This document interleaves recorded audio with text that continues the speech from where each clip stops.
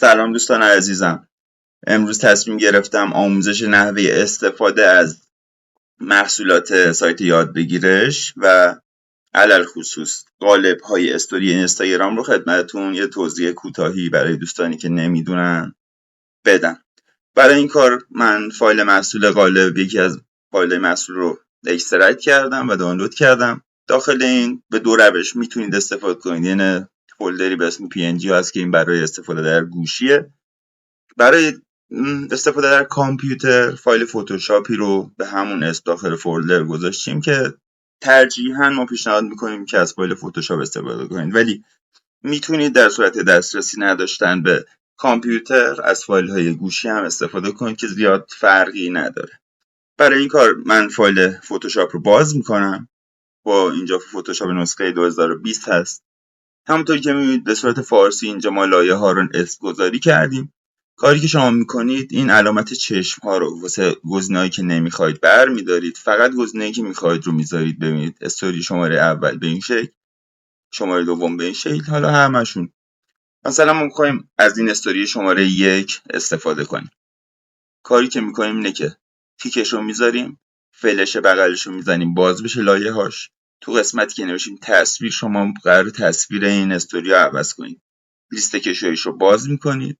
لایه‌ای که نوشیم تصویر خود را اینجا قرار دهید رو روش دوبار کلیک میکنید. میبینید که صفحه جدیدی باز میشه توی فتوشاپ این قسمت بالا. تصویر مورد نظرتون که میخواید تو استوری استفاده کنید. به صورت مثال ما اینجا یه تصویر از قبل آماده کردیم. میکشید میایید این تصویر قبلی قرار میدید و این رو سیو میکنید. با کلیدهای میان بار کنترل اس و فایل رو میبندید. همونطور که میبینید اینجا تصویرمون تغییر پیدا کرد. به همین آسونی، دیگه نیازی نیست دستی کاریو بکنید. تیترتون رو هم میاد تو قسمت انتخاب متن فتوشاپ، این چپ با علامت تی نوشته شده، روی قسمت تیتر مینویسید. به طور مثال اینو مینویسم نوشتن کتاب، مثلا نوشتن کتاب. سایزش رو اینجا یه مقدار کوچیک میکنید و تمام. میاد زیر نویسش رو هم توضیحاتی که در موردش دارید مینویسید. چگونه در عرض 1 ماه کتاب بنویسیم. راهنمای کامل 0 کارصد نوشتن و چاپ کتاب. به طور مثال محتوای متنی که میخوایم استوری کنیم اینه. میاد تو قسمت پاراگراف هم جاستیفایش رو تغییر میدیم و وسط چینش میکنیم. اگه خواستید جای این عناصر رو تغییر بدید به صورت پیش‌فرض جاش خوبه، ولی میاد اینجا قسمت این فلش 4 طرفه رو میزنید و بالا و پایین میکشید که ترجیحاً دست نزنید. به این شکل خروجیتون انجام میشه. یه فایل لوگو هم هست که تو قسمت لایه ها، این لایه ها رو که باز میکنید اسم گذاری شده لوگو رو باز میکنید و همونطوری دوبار کلیک میکنید روش و فایل لوگوتون رو اینجا قرار میدید. مثلا فرض کنید یک مربع هست لوگومون و فایل قبلی که لوگو هست فلش علامت چشمش رو برمیدارید و این رو هم ذخیره میکنید و میبندید. همونطور که میبینید لوگوتون این گوشه میشینه. برای خروجی هم میاد توی فایل اکسپورت سیو فور وب و این گوشه جی پیگ رو میزنید. میبینید با رزولوشن اصلی اینستاگرام براتون میزنه. ذخیره هم سیو رو میزنید و ذخیره میکنید. خب دوستان، برای استفاده از قالب‌های استوری در گوشی هم به این شکل عمل میکنیم. مثلا ما از این قالب قصد داریم استفاده کنیم، این رو باز میکنیم تو گوشی. با اپلیکیشن های مختلف ویرایش عکس میتونید باز کنید. من پیشنهادم پیکسارت. با پیکسارت به طور مثال باز میکنید چون ابزار کاملتر، راحت تری داره. ابتدا این قالب رو باز میکنید به این شکل. میاد روی اد فوتو انتخاب میکنید. تصویر رو که میخواید استفاده کنید رو، مثلا این گل رو انتخاب میکنید و وارد عکس میکنید. این رو بزرگ میکنید و میاید جای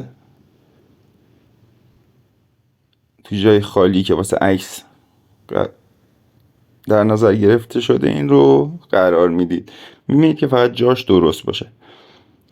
بعد اینجا تیک رو میزنید، این میچسبه. یعنی حالا کاری که میکنید یه بار دیگه مجدد اد فوتو رو میزنید و همون قالب رو اضافه میکنید.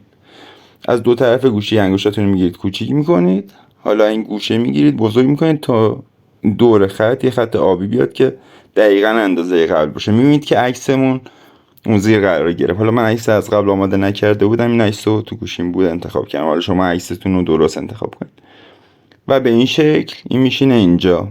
سایزش هم که اندازه. وقتی اینو قرار دادید حالا تیک رو میزنید، این میشینه. تو قسمت متن اینجا تکست رو انتخاب میکنید، مینویسید مثلا گلدان خندان من. اینو تیکش رو میزنید میشینه اینجا. جاشو درست میکنید. توی قسمت فونت ها سیال رو میزنید، میرید توی قسمت مای فونت این پایین. اگر فونت اضافه کردید که انتخاب میکنید، اگه نه اینجا از قسمت اد فونت میتونید بزنید، اد فونت رو مجدد میزنید و توی گوشیتون فونت ها رو میتونید توی این بالا سرچ کنید و انتخاب کنید. حالا من فونت ها رو اضافه کردم قبلا. فونت هایی که اضافه کنید توی سیال تو قسمت مای فونت اینجا لیست فونت هاتون میاد. هر فونتی که بخواید انتخاب میکنید. مثلا تحریر رو انتخاب میکنم و سایزش رو اندازه میکنید به این شکل. یه به علاوه این پایین میزنید یه متن دیگه، مثلا توضیحش رو مینویسید که چگونه گلدان خود را مثلا تزیین کنیم. به این شکل تیک رو میزنید. اینو قسمت سمت راستش اندازه گیر داره، اینو اندازش رو درست میکنید که دو تا خط درست در بیاد. جاش رو میزوم میکنیم و فونتش رو هم تغییر میدیم. همون تحریر رو میذارم و تحریر حالا بولد نباشه. اینجا میتونید هایلایت هم بهش بدید به این شکل که زیباتر بشه. هایلایت رو میدید مثلا زرد، متنش رو میاد کالر رو سیاه میکنید. قسمت اسپیسینگ فاصله آرم زیاد میکنیم که اینطوری به صورت دو خط در بیاد.